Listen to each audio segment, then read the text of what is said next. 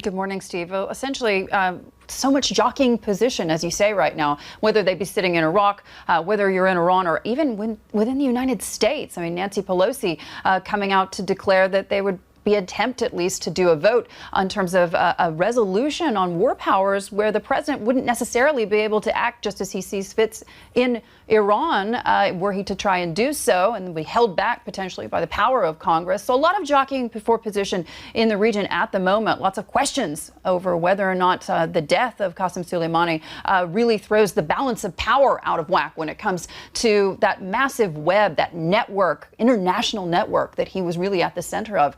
With regards to state and non-state actors, various proxies throughout the region, whether or not Iran's going to be able to continue to exert the same amount of authority when it comes to leaders of those groups, like, for example, Hassan Nasrallah, the leader of Hezbollah. We're going to hear from him around 1:30 local time tomorrow when I'm in Lebanon reporting to you live on that.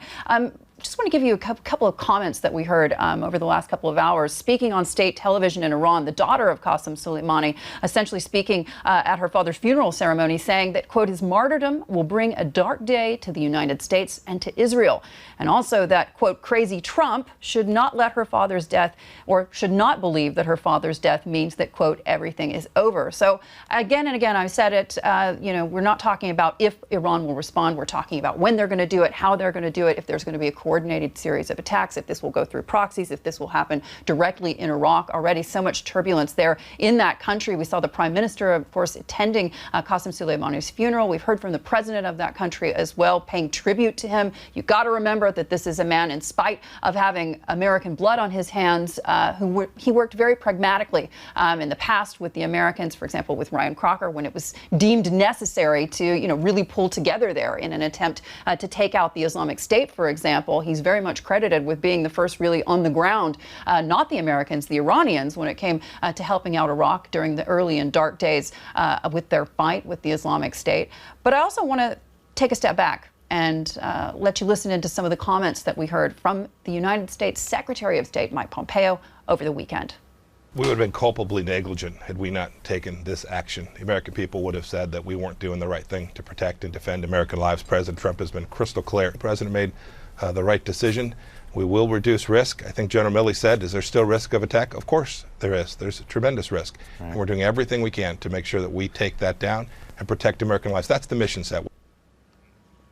Frankly, there is something to be said for the Secretary's comments there, because remember, all of the various attacks that we've seen taking place in this region, unprecedented level of tension in the region over the last several months. It's unlike anything that I've seen living out here and working out here over the last 10 years in terms of what's happened in the Persian Gulf this past year in 2019. One wonders, of course, whether or not this act, while potentially justifiable on the part of the United States, what the implications that it will have long term, because we aren't not just talking about the safety and security of the Persian Gulf and whether or not the U.S. Fifth Fleet is really going to be able to keep a lid on anything that might occur there. We're also talking about what this means to the broader region, because it was never really about, was it, a direct confrontation between Iran and the United States. It was always about the potential fallout from an action such as this one and what that could mean for the rest of the Middle East, because the United States not necessarily going to feel the brunt of any actions from Iran, are they? It's really the Gulf Arab countries and the broader region, guys.